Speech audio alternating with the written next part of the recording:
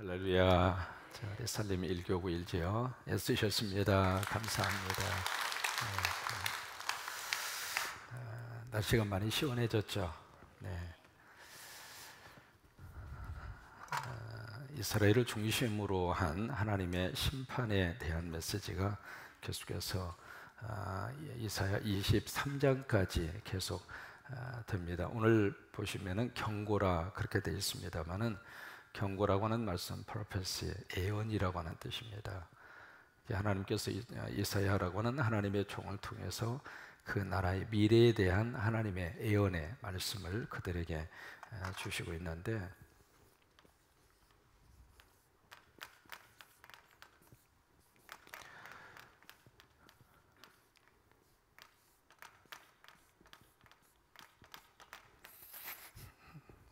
뭘 하고 싶은지를 이해를 하시죠, 이제는. 이쪽에 이제 북쪽에 뭐라고 그랬죠? 이스라엘이고요. 여기는요, 남쪽에 유다고요. 이쪽은 무슨 바다죠? 지중해고요. 그 다음에 이쪽에 있는 게 이제 애굽이고, 애굽 밑에 있는 게 구스고, 그리고 이제 여기서 갈릴리 사해 밑에 있었던 나라가 에돔이고, 바로 위에 있는 나라가 모압이고, 바로 위에 있는 나라가 암몬이고, 이스라엘 바로 위에 있는 나라가 아람이고. 왜 이렇게 빨리 하느냐고요? 이미 다 한 거니까 그래요. 아람 옆에 있었던 나라가 아수르 옆에 있었던 나라가 바벨론, 바로 옆에 있었던 나라가 메데 바사라고 하는 나라가 있고요. 이게 이제 이쪽이 유프라데스 강, 이쪽이 티그리스 강, 이쪽이 페르시아만입니다. 페르시아만이고, 그리고 이제 땅이 이렇게 연결이 돼요. 여기만 땅이 있었던 것이 아니라 바로 옆쪽으로 이제 연결이 되면서 바로 이쪽 지역에 있는 그 나라가 바로 오늘 성경에서 만나는 아라비아입니다. 오늘 이제 두 나라를 이야기를 하고 있거든요. 아라비아, 그리고 또 하나는 두마인데, 두마라고 하는 이 나라의 이름은 에돔에 대한 다른 이름이에요. 그러니까 에돔이라고 하는 나라를 두마라고 하는 나라로 그렇게 이름을 다르게 또 쓰고 있기도 하는 거예요. 그리고 성경 속에서 이렇게 같은 나라인데 호칭이 다르고 발음이 다르고, 그래서 이제 굉장히 많이 이렇게 혼동하는 경우들이 많이 있는데, 이 두마라고 하는 나라는 바로 이 에돔을 의미를 하고 있습니다. 그러면서 바로 이쪽이 그 이제 족발, 돼지 족발 여기 있잖아요. 이 족발이 이게 바로 어디예요? 홍해예요, 홍해. 그럼 홍해하고 그 다음에 여기에 유프라데스 티그리스 강하고 이쪽에 페르시아만하고 연결되는 바다가 있습니다. 이 바다가 바로 인도양이에요. 인도양. 그러니까 이쪽에 이제 인도양이 있고 이쪽에 지중해가 있는 거예요. 그 사이에 바로 이런 대륙이 형성되어져 있고 나라가 위치해져 있는데, 고대 성서 시대에 바로 이 아라비아라고 하는 이 나라, 지금 이제 여기가 지금은 여러 가지 이제 현대 국가는 여러 가지 나라로 포진을 하고 있습니다. 바로 이쪽에 예멘이라고 하는 나라가 있고요. 이쪽에 오만이라고 하는 나라가 있고요. 그다음 오만 바로 위에 아랍에미레이트라고 하는 나라가 있고, 아랍에미레이트 바로 위에 카타르라고 하는 나라가 있고요. 지금 이제 카타르 나라가 굉장히 국제적으로 시끄럽잖아요. 이제 카타르라고 하는 나라가 있고, 그러니까 인도양을 중심으로 해서 이제 이런 나라들이 포진을 하고 있고, 이 아라비아 여기에는 지금 사우디 아라비아라고 하는 나라가 바로 여기에 위치를 하고 있습니다.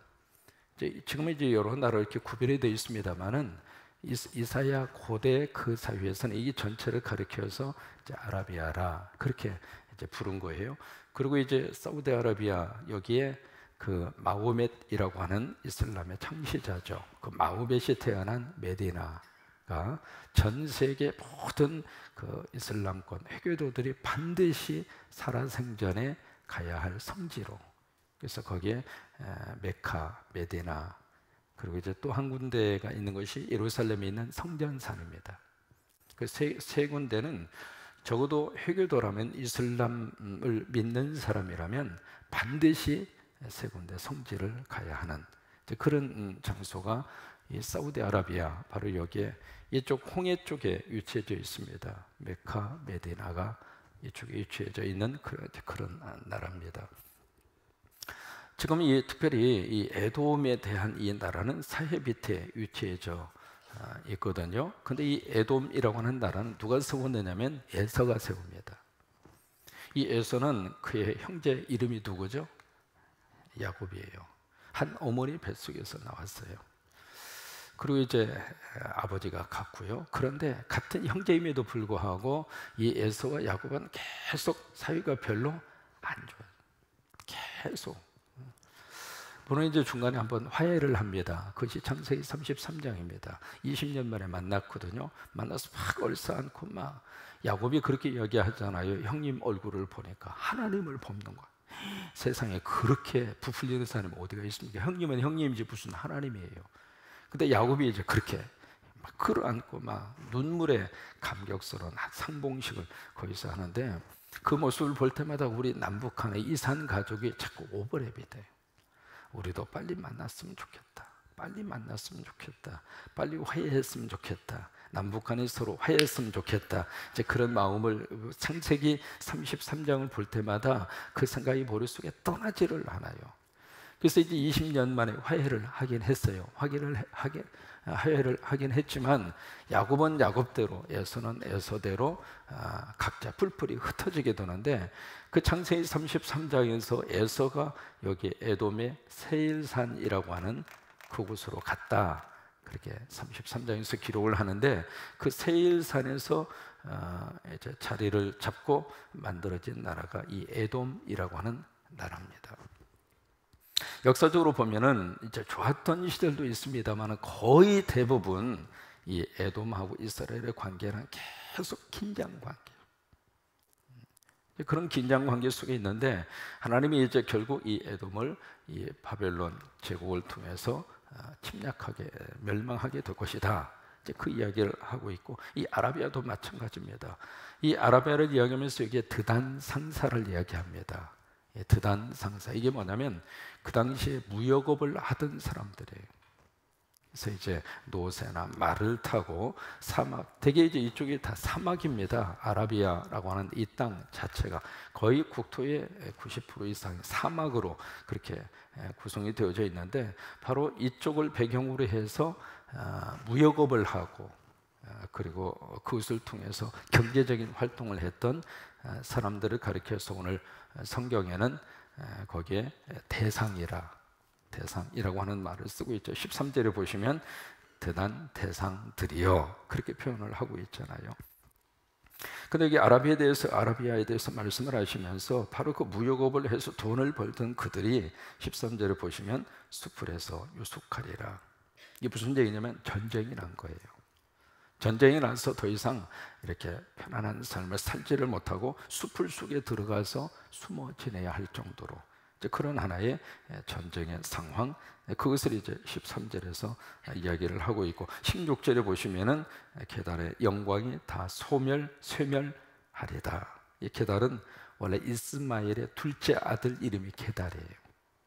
근데 이 아라비아 유목민들을 게달이라 그렇게 지칭을 한 거예요. 그러니까 아라비아 쓰고 있었던 떠돌을 다니면서 살던 유목민들 이제 그들의 영광이 다 소멸하리로다. 그래서 17절 마지막 부분에 보시면 이스라엘의 하나님 여호와의 무엇이라 말씀이라 그 말씀을 하시는 거예요.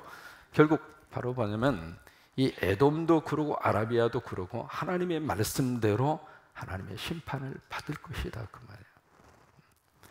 여러분 우리가 여기서 몇 가지 느껴야 할 하나님의 메시지가 있습니다. 어느 나라라 할지라도 하나님의 심판을 면할 수 있는 나라는 하나도 없습니다. 우리가 그것을 좀 머릿속에 그리셨으면 좋겠어요. 과연 저 나라가 뭘 잘못했길래 저렇게 하나님이 심판하시려고 할까? 보세요. 로마서에서 말씀을 하십니다. 의인은 없나니 한 사람도 없어요. 그러니까 모든 이 세상 세상 나라도 그리고 민족도 마찬가지고 기업도 마찬가지입니다. 하나님이 심판하실 때가 있다고 하는 거예요. 개인도 마찬가지잖아요. 사람이 한 번 죽는 것은 정해놓은 이치이고 그 정해놓은 이치라고 하는 것은 데스티니, 운명이라 그 말이에요. 그렇게 운명 지어졌다 그 말이에요. 근데 그 다음에는 반드시 하나님 앞에서 뭐가 있어요? 심판이 있으리라.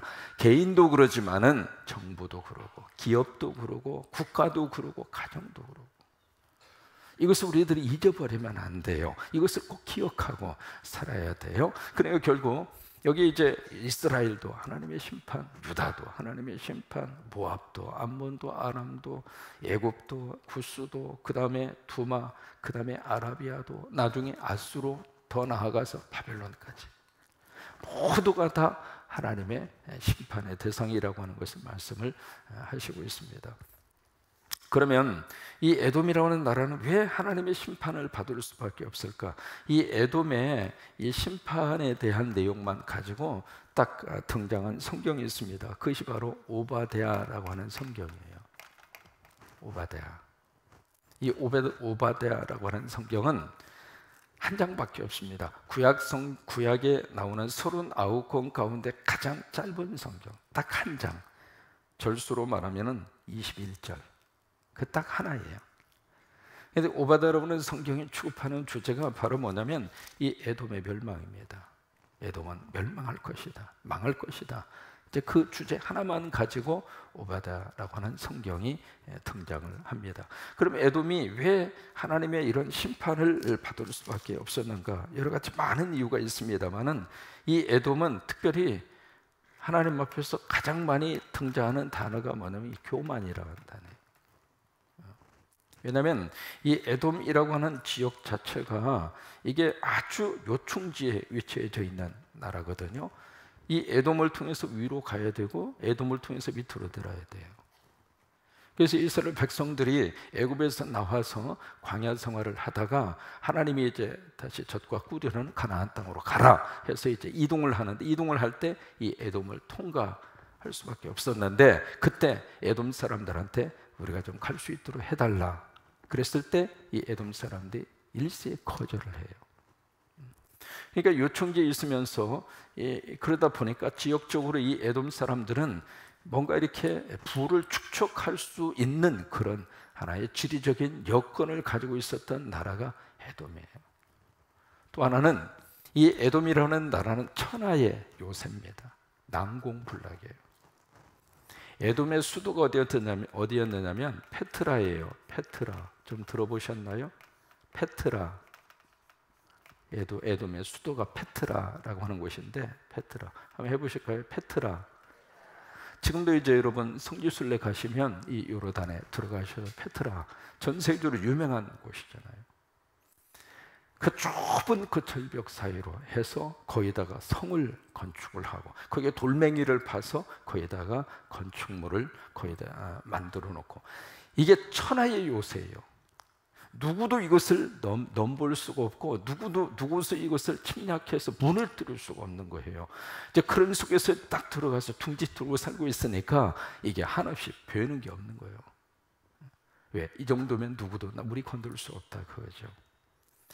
이제 그런 안정된 주거 환경과 안정된 국가적인 그런 위치 속에 있었기 때문에 이 에돔 사람들은 위로 하나님도 없고 아무도 없는 거예요. 결국 이 에돔은 교만이 극치까지 올라가게 되는, 이제 에돔이 하나님의 심판을 받게 되는 이유 가운데 하나입니다. 그래서 오늘 11절에 보시면은 거기서 이제 파수꾼에게 뭔가 질문을 던집니다. 파수꾼이여, 밤이 어떻게 되었느냐? 파수꾼이여, 밤이 어떻게 되었느냐?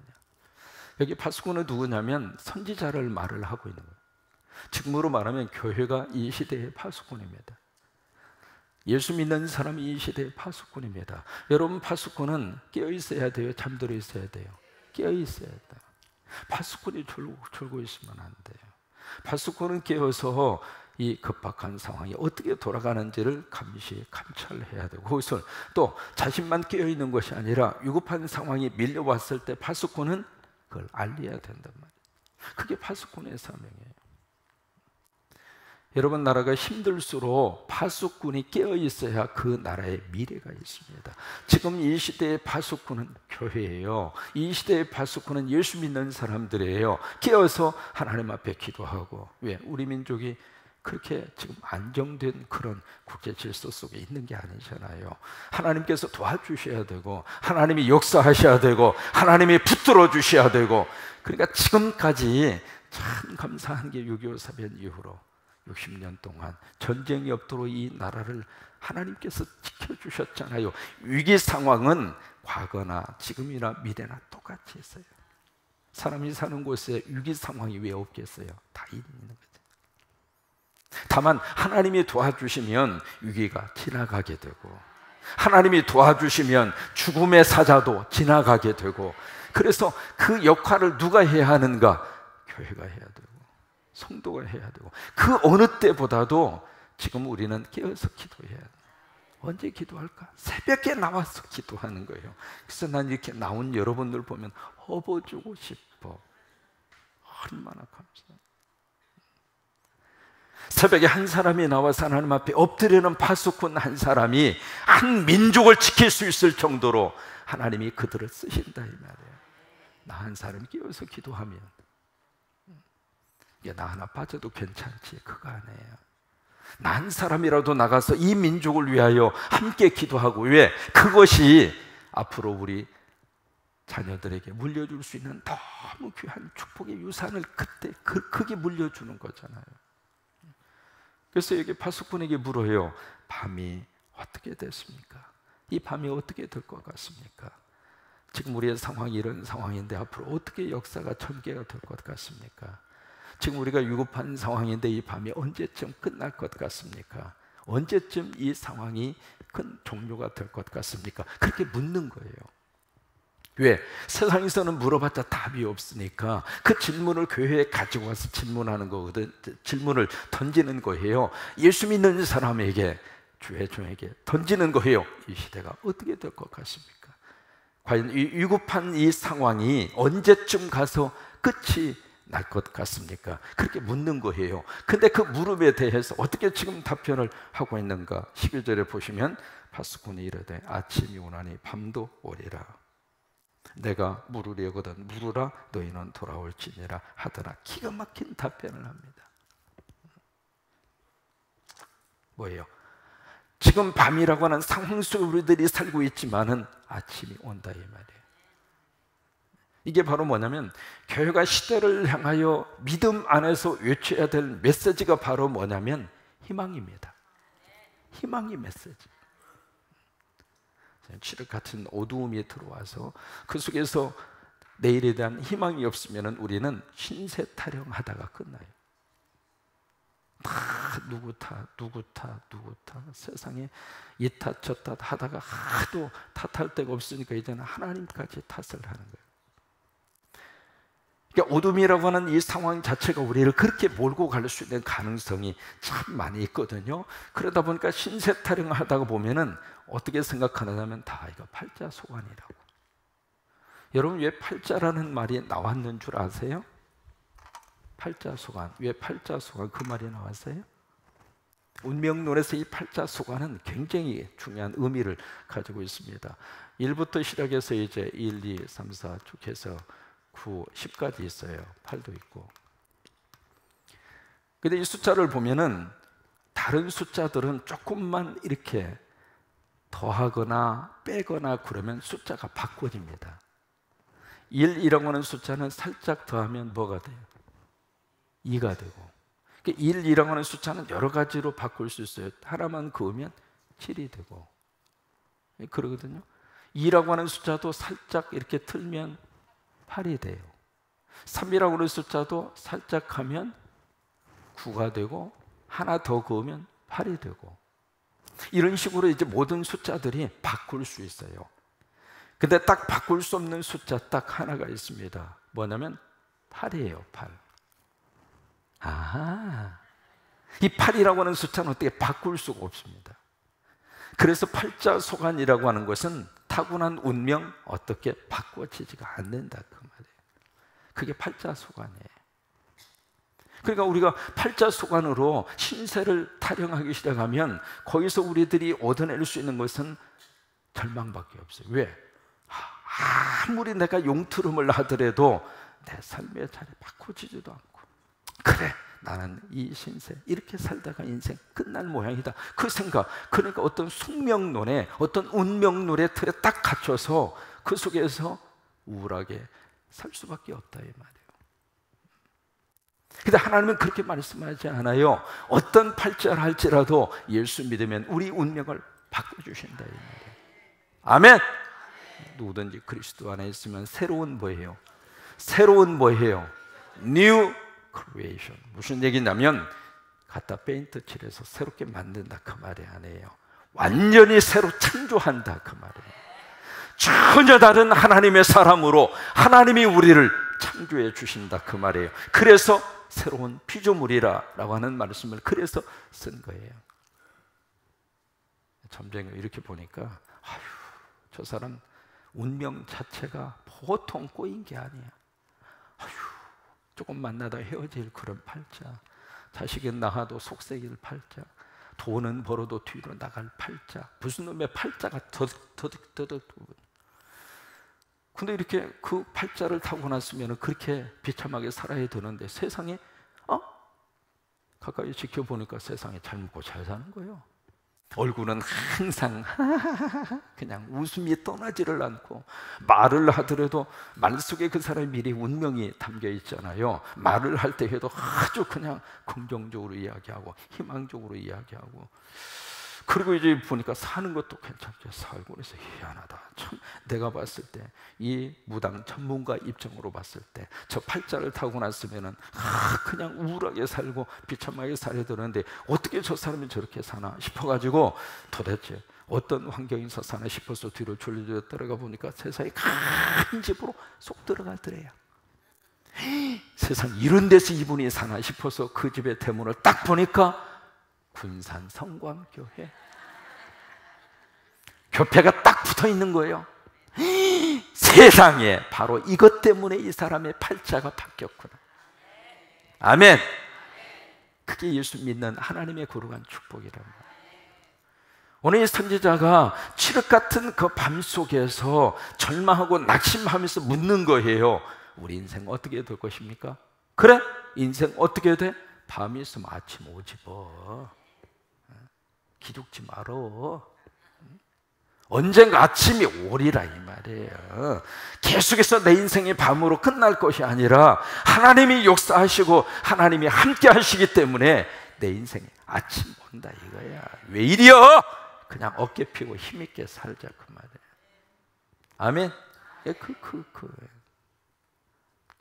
1968년도에 스웨덴에서 아이가 태어났는데 세상에 그런 기형아로 태어날 수가 있겠어요. 두 팔이 없고 다리 한쪽은 긴데 한쪽은 짧고. 병원에 딱 태어나니까 그 아이를 보고 의사들이 이거 부모님들이 이거 못 키웁니다. 이런 애를 어떻게 키웁니까? 해서 이제 하라는데 부모님들은 아니다. 이것은 하나님이 나에게 맡겨주신 선물이다. 생각 자체가 틀리는 거예요. 내 인생의 부담으로 얻는 것이 아니라 내 인생의 무거운 돌멩이로 생각한 것이 아니라 우리 가정에 하나님이 보내신 선물이다. 그래서 그 아이를 정상인처럼 그렇게 그 아이를 길러요. 여러분 두 팔이 없고 다리 한쪽에 짧은 애를 어떻게 정상인으로 어떻게 기릅니까? 근데 부모 참 그래서 부모 생각이 중요한 거예요. 부모가 무슨 생각을 하고 이 아이를 보느냐에 따라서 아이도 그 생각을 가지고 자라나는 거예요.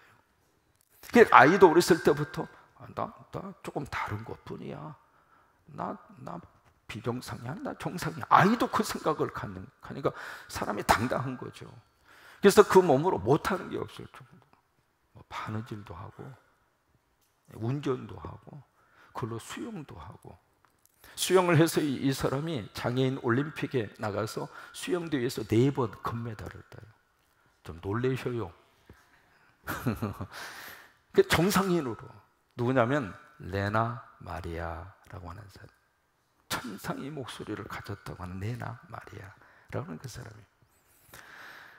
우리가 이 삶을 들여다볼 때 어떤 팔자수관으로 보려고 하지 말고 어떤 그 상황이라 하더라도 하나님이 함께 하시면 아침이 온다 그 말이에요. 근데 그 다음에 또 하나 중요한 말씀을 하시고 있습니다. 뭐냐면 아침에 오리니 밤도 올 것이다. 그게 삶이라 그 말이에요. 여러분 살다가 보면 아침도 있고 밤도 있고 그런 거지. 맨날 아침만 있기를 바래요. 그럴 수가 없는 거예요. 여러분 태양이 필요합니다만은 맨날 태양만 내려쬐니까 뜨거워 죽겠잖아요. 저같이 소갈머리 없는 사람은요, 세상에 쬐면은 더 열 전도율이 훨씬 더 넓어가지고 뜨끈뜨끈이요, 뜨끈뜨끈. 제가 왜 가발을 5년을 썼게요? 지금은 이제 조명이 좀 나아졌습니다만은 옛날 조명은요 거의 500, 800와트짜리를 위에다 쫙 달아서 광대상에다 내려주면 여기가 완전히 마이크로 오븐이에요. 위에서 그런 수천 볼트가 막 저기 얼마나 뜨거운지. 그래서 나 여기가 있다가 구워 죽겠다. 내가 완전히 그냥 통닭구이가 될 것 같다. 그래서 가발 쓴 거예요. 가발을 왜 벗었느냐? 지금은 빛이 안 들어와, 열이 안 나와. LED로 고쳤기 때문에. 그래서 가발 벗은 거예요. 사람이 살다가 보면 햇볕도 쬐고 그리고 비도 내리고 그런 거지. 계속 햇볕만 내려주면 거기가 사막이 돼요. 비가 필요하죠. 비가 계속 쏟아지면 거기가 밀림이 되는 거예요. 그러니까 아침도 오고 저녁도 오고. 그러니까 그런 상황이 왔을 때는 그러려니 하고 또 믿음으로 또 견디고 이기시면 돼요. 그러니까 아침이 왔을 때는 감사하고 저녁에 오면 더 감사하고. 왜? 아침이 오리라고 하는 또 다른 하나님의 약속이기 때문에 그래요. 그 메시지를 누가 주는가? 파수꾼이 주라 이 말이에요. 그 희망의 메시지를 누가 주는가? 교회가 주라 이 말이에요. 왜? 거기에 희망이 있기 때문에 그래요.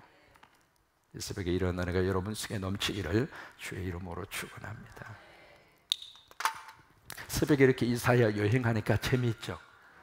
내일 아침에 또 나오세요. 내일 아침에는 더 재미있는 말씀으로 하나님 우리에게 주시게 될 줄로 그렇게 믿습니다. 이 새벽에 쭉 이렇게 이사야를 다 이렇게 공부하고 나면 이스라엘의 역사가 머릿속에 쫙 하고 들어와요. 아멘.